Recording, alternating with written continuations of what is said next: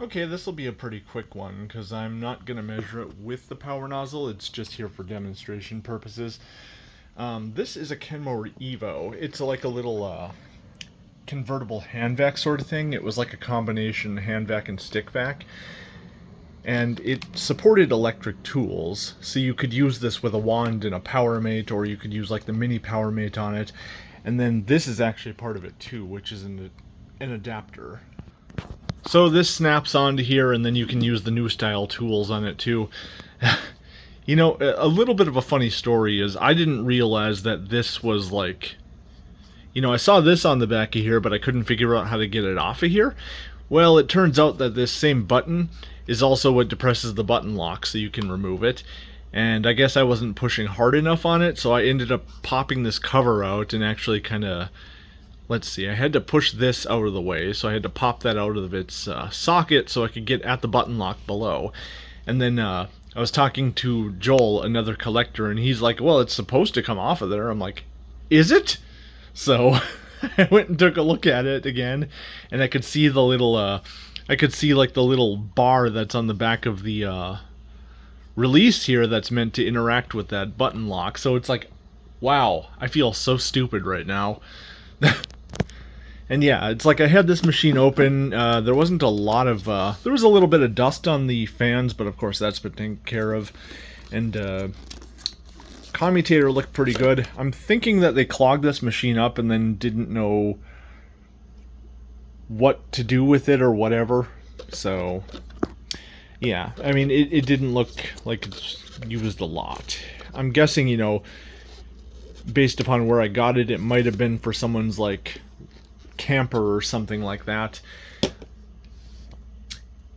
And I did take a measure of the motor here, just because I was talking about this thing with Joel.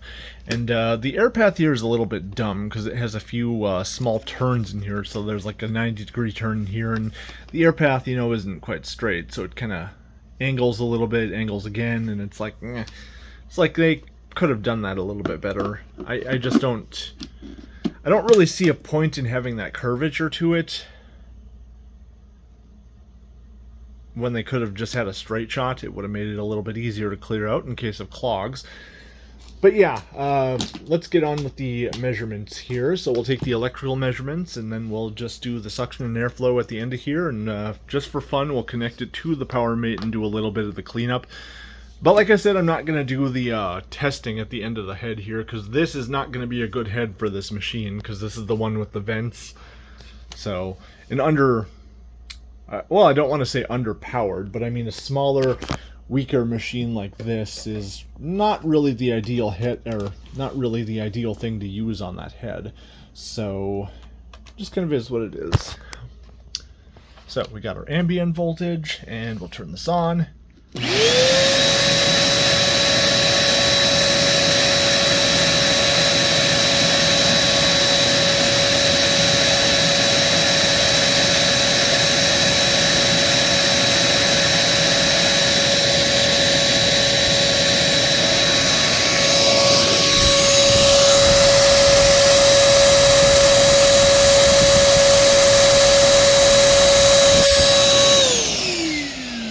It says it runs at 5.5 amps and it runs at 6.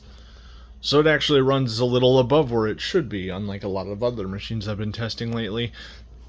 Funny. So we'll take the airflow measurement. And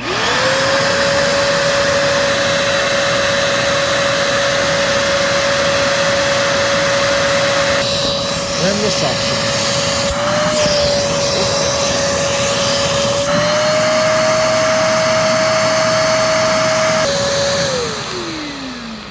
That's weird that it doesn't actually hold on to this. Oh well.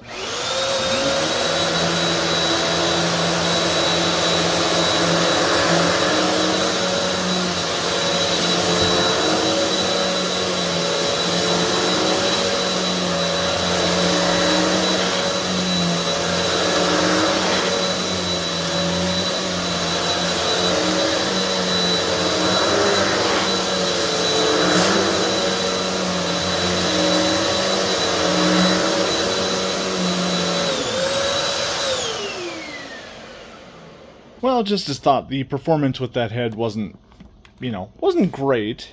I mean, obviously we're not dealing with a super powerful machine, although it certainly does fine for its size, and haha, it does come off.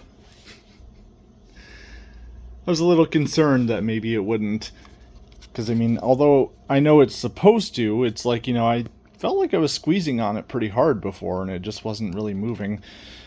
But yeah, it's like now that the tests on it have been done, I'm going to give this thing a clean up and it'll be off to a new home pretty soon.